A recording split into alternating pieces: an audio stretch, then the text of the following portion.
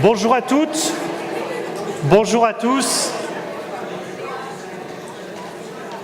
Je suis ravi de vous retrouver pour ces 2 jours consacrés à l'homéopathie. Il y a 15 mois, je vous donnais rendez-vous, ici à Nice, en janvier 2019. Nous y voici. Je suis Frédéric Voirin, médecin installé en Rhône-Alpes et directeur du développement du CEDH.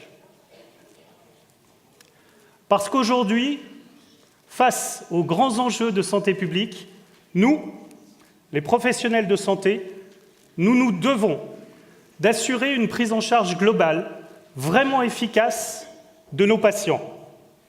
Je souhaite vivement que ces 7e rencontres internationales du CEDH puissent renforcer la juste place de l'homéopathie dans notre pratique quotidienne grâce à la richesse de nos échanges.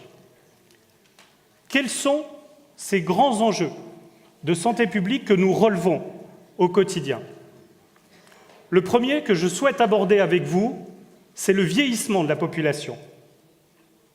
Bien sûr, l'accroissement de la longévité témoigne de la réussite de nos sociétés. L'Organisation mondiale de la santé nous dit que d'ici 2050, la population âgée de 60 ans et plus atteindra 2 milliards de personnes, soit 20% de la population totale contre 13% actuellement. Alors, qui dit accroissement de cette population, de ce vieillissement global, dit accroissement de certaines pathologies, comme les pathologies cardiovasculaires, cérébrovasculaires, les pathologies dégénératives, articulaires, les pathologies de déminéralisation comme l'ostéoporose et aussi certains cancers liés à l'âge. Le deuxième enjeu, c'est le fléau de l'obésité. Sur les 40 dernières années, dans 73 pays du monde, la population obèse a doublé.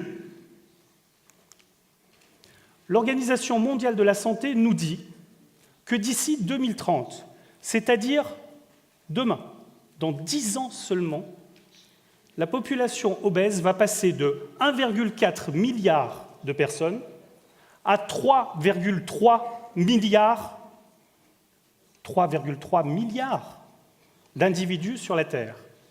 C'est-à-dire que demain, dans nos cabinets, un patient sur 3 sera obèse. Alors, vous le savez comme moi, un patient obèse, c'est un patient à risque. Pourquoi c'est un patient à risque? Parce que là aussi, il est atteint de maladies cardiaques, il est atteint de pathologies articulaires, il est atteint de pathologies métaboliques, la plus fréquente, le diabète, et il est aussi plus facilement atteint de certains cancers, comme celui du côlon. Donc, un patient sur 3 dans 10 ans aura un profil à risque dans nos salles d'attente. L'OMS nous dit que cet accroissement va à une telle vitesse qu'il l'a qualifié d'épidémie mondiale. Pathologies articulaires, pathologies métaboliques, pathologies cancéreuses liées à l'obésité seront demain pour nous, professionnels de santé, des maladies épidémiques. Troisième enjeu que nous relevons au quotidien, les maladies émergentes et réémergentes. Certaines pathologies, comme la peste, le typhus, Ebola, augmentent dans certains territoires, voire même se développent dans de nouvelles zones géographiques mondiales. Et puis depuis 35 ans, nous le constatons, nous le voyons tous, certaines pathologies sont apparues. HIV, HTLV, nouvelles souches d'herpès virus simplex, la grippe aviaire, le Zika, le SRAS. Bien sûr, à toutes celles-ci, je pourrais ajouter l'accroissement des pathologies, des maladies auto-immunes, de l'asthme et de certains troubles du comportement. Alors on le sait, tous ces enjeux, toutes ces pathologies sont liées à notre mode de vie moderne, actuel, avec l'accroissement de la sédentarité, la modification de nos modes alimentaires, les pollutions industrielles, environnementales, la mondialisation des échanges, et donc des virus et bactéries. Mais pas que. Le mésusage de certains médicaments, comme les antibiotiques, participe au développement de ces pathologies et de ces enjeux de santé publique mondiaux. Aujourd'hui, nous perdons 700 000 patients par an dans le monde à cause de l'antibiorésistance. Demain, l'Organisation mondiale de la santé nous dit, en 2050, nous en perdrons 10 millions par an à cause de cette antibiorésistance, si rien ne change. Alors, tout comme moi, vous voyez toute la complexité pour nous, les professionnels de santé, de réussir à prendre en charge globalement, efficacement et sans risque nos patients. C'est-à-dire, bien sûr, les prendre en charge, eux, nos patients, l'individu, toutes les pathologies, toutes ces pathologies qui vont se développer, voire mieux, les prévenir. On le sait tous ici, l'homéopathie a une vraie place. On le sait. L'étude EPI3 l'a démontré. Concrètement, grâce à cette étude, on sait que l'homéopathie amène un bénéfice comparable avec un niveau de risque équivalent. Concrètement, c'est quoi pour nous? Ça veut dire plus de la moitié d'anti-inflammatoires en moins dans les troubles musculo-squelettiques. C'est 2/3 en moins d'antibiotiques dans les infections des voies aériennes supérieures, et c'est plus 3/4 de psychotropes en moins dans les pathologies telles que l'anxiété, la dépression et les troubles du sommeil. Je n'aborderai pas avec vous tous les atouts économiques de l'homéopathie, vous les connaissez aussi bien que moi. Alors justement, ces 7e rencontres internationales du CEDH sont là, maintenant, avec vous, pour éclairer, renforcer cette juste place de l'homéopathie dans notre pratique quotidienne de médecins, de pharmaciens et de sages-femmes. J'accueille maintenant Anne Damance, secrétaire générale et gérante du CEDH, et le docteur Yves Lévesque, notre directeur médical et pédagogique, à nous dire quelques mots.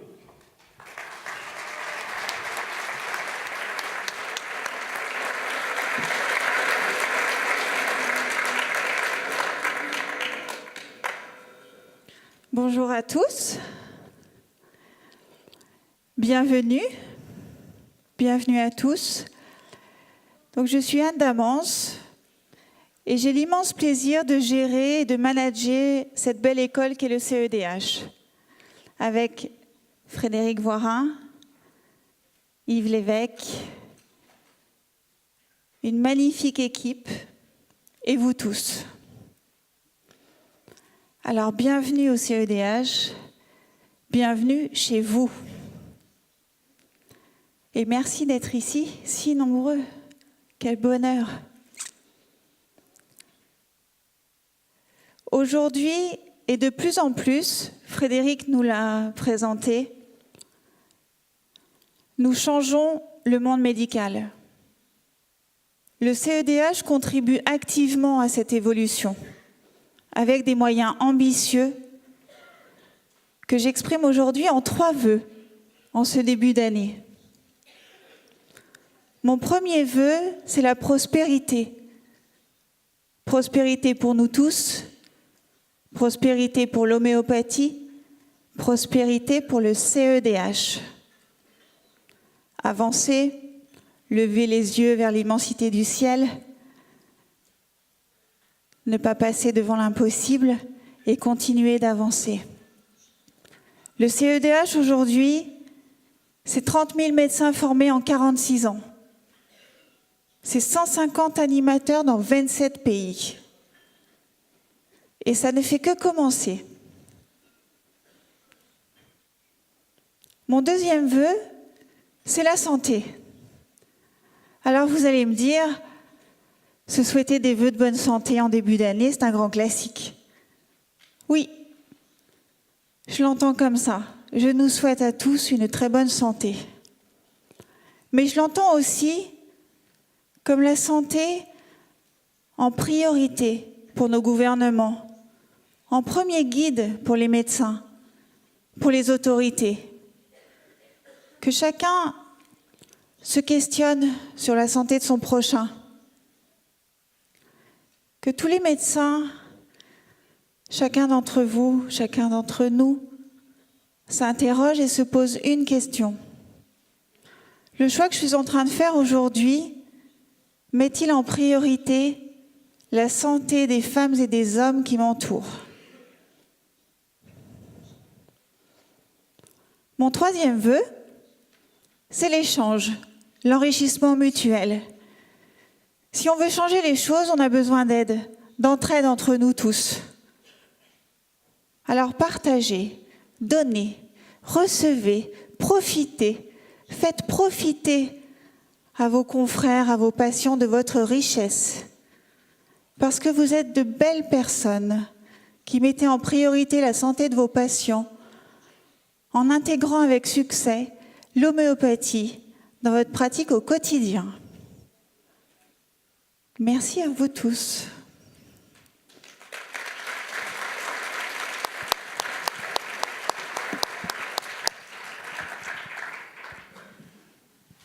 Bonjour à vous.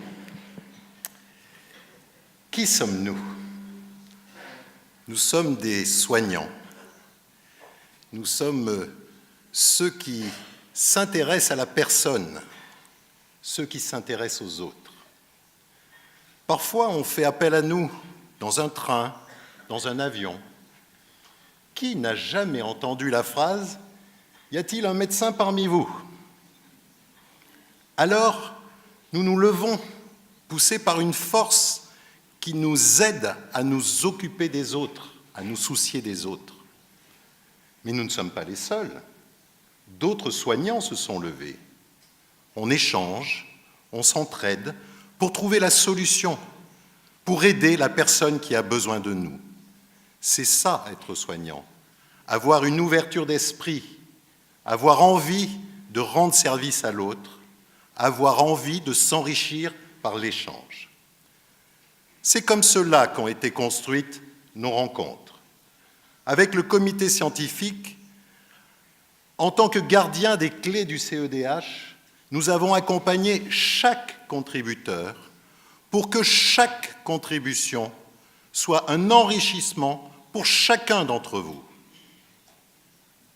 Différentes pathologies vont être abordées, toutes ont un rapport entre elles.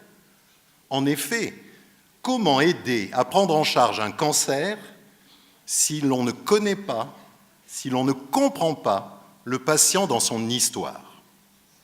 Donc la richesse de nos échanges sera dans la complémentarité.